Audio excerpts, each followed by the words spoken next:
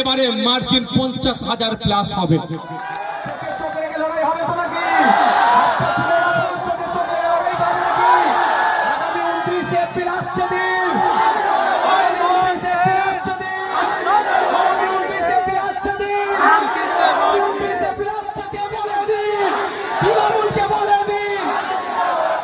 না দিল্লি গিয়ে ভোট নিন, মমতাকে বলে দিন, মমতাকে বলে দিন, তৃণমূলকে বলে দিন, লক্ষ্মীনাথকে বলে দিন 2021 নয়।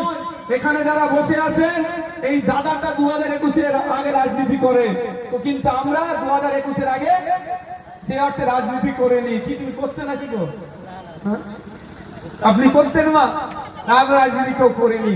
সেই সময় যদি আমরা ক্ষেতটাকে আগলাতে, ওই খামারটাকে আগলাতে পেরেছিলাম, কেন পূর্ব থেকে খামার থেকে চুরি হয়েছিল, তবে ওখানে শাহাবুদ্দিন সিরাজি ছিল, অত্যন্ত বিনয়ী শান্ত মাস্টার মশাই ছিল বলে ওখানে খামার থেকে কেড়ে নিয়েছে। আমি শাহাবুদ্দিনের মতো কিন্তু অত ভালো ছেলে নয়।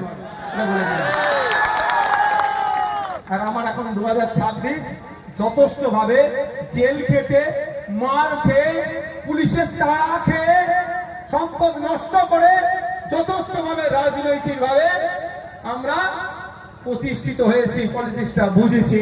সুতরাং এখন ভাঙড়ের মানুষকে এতটুকু বলবো, বেশি বেশি করে খেতে আপনারা ফলান। আপনাদের এই ক্ষেত তৎকালীন মুখ্যমন্ত্রী বলেছিল এশিয়ার লার্জেস্ট এগ্রিকালচার জোন করতে হবে। ভাঙড়ে কৃষিজ ফসল খুব ভালো তৈরি হয়, তাই ভাঙড়ের ভোটটাও কিন্তু খুব ভালো এরকম ফলাতে হবে আপনাদেরকে। প্রস্তুত আছেন তো নাকি? যারা প্রস্তুত আছে হাত তুলে রাখেন তো।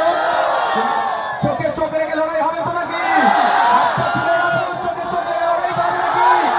আগামী 29 এপ্রিল আসছে দিন, আগামী 29 এপ্রিল আসছে দিন, আগামী 29 এপ্রিল আসছে দিন, আগামী 29 এপ্রিল আসছে দিন। মমতাকে বলে দিন, মমতাকে বলে দিন, তৃণমূলকে বলে দিন, না দিল্লি গিয়ে ভোট নিন, মমতাকে বলে দিন, মমতাকে বলে দিন, তৃণমূলকে বলে দিন, লক্ষ্মীনাথকে বলে দিন। এখন আবার চোরকে চোর বলে রাগ হয়ে যাচ্ছে।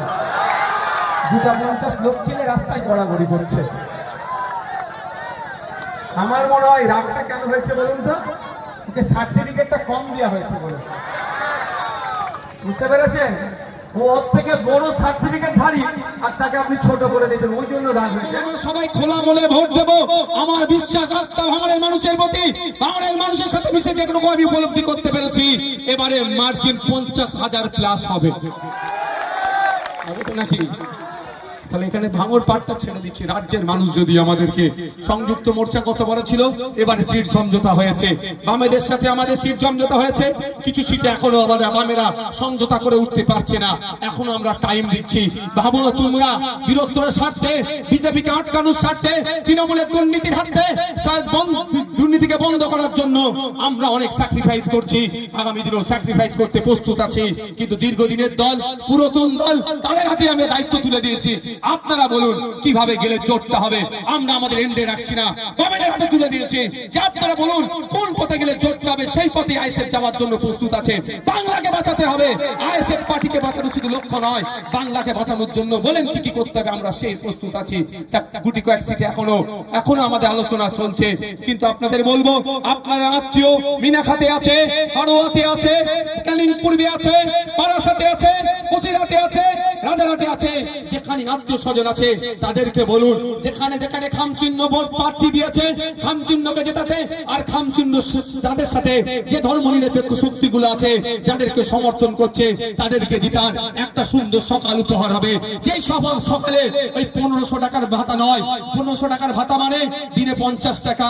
আপনার স্বামী আছে, আপনার স্ত্রী আছে, আপনার ছেলে আছে, আপনার মা আছে, আপনার বাপ আছে, আপনার ভাই বোন আছে, পার ডে 50 টাকায় সংসার চলবে না। তা আপনাকে কি করতে হবে? আপনার যদি সেই সুন্দর সকাল আমরা উপহার দেব, ফ্যামিলি প্রতি একজনের চাকরির ব্যবস্থা পুরো রাজ্য জুড়ে করব। আপনার